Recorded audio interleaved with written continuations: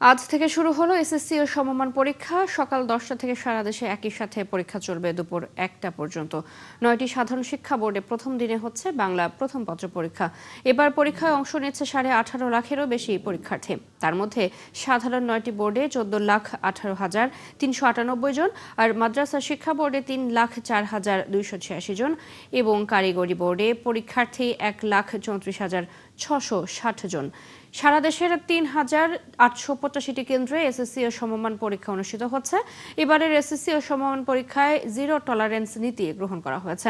পরীক্ষা চলাকালীন প্রতিটি কেন্দ্রের হলরুম আনা হয়েছে সিসিটিভি ক্যামেরার আওতায়।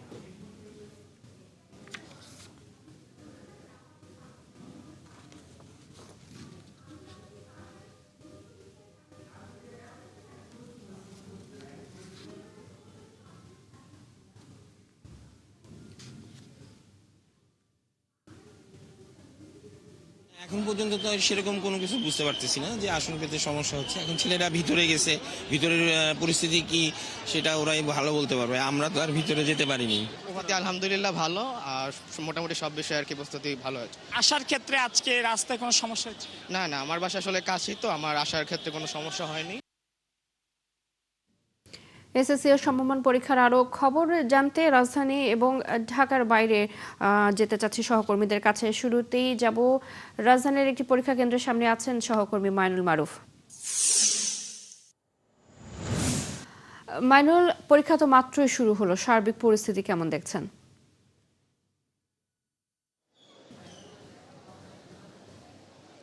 সার্বিক পরিস্থিতি যদি বলি, এখানে কিন্তু পুলিশ সহ অন্যান্য বাহিনীর সদস্যরা উপস্থিত আছেন। পাশাপাশি পরীক্ষার কেন্দ্রেও কিন্তু যারা শিক্ষার্থীরা প্রবেশ করছিলেন তাদের কিন্তু বেশ ভালোভাবে কিন্তু চেক করেই প্রবেশ করানো হচ্ছিল, এবং পরীক্ষার কেন্দ্রের ভেতরে কিন্তু বেশ কয়েকটা নিরাপত্তা ব্যবস্থা এবং সার্বিক পরিস্থিতি কিন্তু আমরা বেশ ভালোই দেখেছি। এদিকে পরীক্ষার্থীরা যখন ভেতরে প্রবেশ করেছেন তখন কিন্তু বাইরে কিন্তু তাদের স্বজনরা কিন্তু অপেক্ষা করছেন, কারো বাবা কারো মা। এবং আমরা কিন্তু দেখেছি কিছুক্ষণ আগেই একজন শিক্ষার্থী এসেছেন যাকে পুলিশ এখানে নামিয়ে দিয়েছিল। প্রথমে সে ভুল কেন্দ্রে গিয়েছিল, সেখান থেকে যখন সময় কুলোবে না সেই মুহূর্তে কিন্তু পুলিশ কিন্তু তাদের যে মোটরসাইকেল আছে সেই মোটরসাইকেলে কিন্তু নামিয়ে দেয়। অর্থাৎ এই যে পরীক্ষা, এসএসসি পরীক্ষা, সে বলা যায় যে শিক্ষার্থীদের যারা 10 বছর ধরে পড়াশোনা করেছেন তাদের কিন্তু প্রথম বোর্ড এক্সাম বলা যায় এটাকেই, যেটি সার্টিফিকেট সারা জীবন গণ্য হবে। সেই পরীক্ষায় যেহেতু সন্তানরা অংশগ্রহণ করছে, সেই কারণে কিন্তু আমরা দেখছি যে বাবা মারা কিন্তু অপেক্ষায় আছেন। তাদের চোখে কিন্তু টেনশন, বা শিক্ষার্থীরা যখন পরীক্ষা দিচ্ছে তারা কিন্তু বাইরে দাঁড়িয়ে কিন্তু তাদের কোনো সমস্যা হলো কিনা, কোনো টেনশন, সেই টেনশনে কিন্তু তারা আছেন। সবাই কিন্তু উৎকণ্ঠায় আছেন। আমরা কয়েকজন বাবা মায়ের সাথে একটু কথা বলতে চাই যারা এখানে সন্তানের জন্য অপেক্ষায় আছেন। সন্তান ভেতরে পরীক্ষা দিচ্ছে কিন্তু তারা অপেক্ষায় আছেন, এমন কয়েকজনের সাথে কথা বলতে চাই। আপনার কি কেউ পরীক্ষা দিচ্ছে? জি, কে পরীক্ষা দিচ্ছে? আমার মেয়ে, বড় মেয়ে। মেয়ে যখন পরীক্ষা দিচ্ছে বাইরে বাবা মা আসলে কতটা টেনশনে থাকে?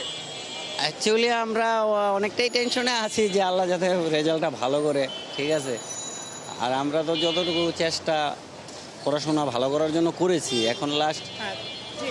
যেমনটি একজন অভিভাবক বলছিলেন যে সন্তান যখন পরীক্ষা দিচ্ছেন তিনি কিন্তু বাইরে দাঁড়িয়ে টেনশন করছেন। হয়তো তার যে বাবা মায়ের বাইরে দাঁড়িয়ে টেনশনটা বেশি, কারণ কোনো সমস্যা হলো কিনা, তার কোনো ধরনের বিভ্রান্তিতে পড়লেন কিনা, এসব নিয়ে কিন্তু বাবা মা কিন্তু বাইরে দাঁড়িয়ে অপেক্ষায় করছেন। কিছু এখান থেকে 3 ঘন্টা নাগাদ কিন্তু পরীক্ষা হবে, অর্থাৎ 1টা বাজে পরীক্ষা শেষ হবে। তারা সবারই প্রত্যাশা সন্তান ভালোভাবে পরীক্ষা দিক, যে পরীক্ষার্থীরা ভালোভাবে পরীক্ষা দিয়ে বের হোক।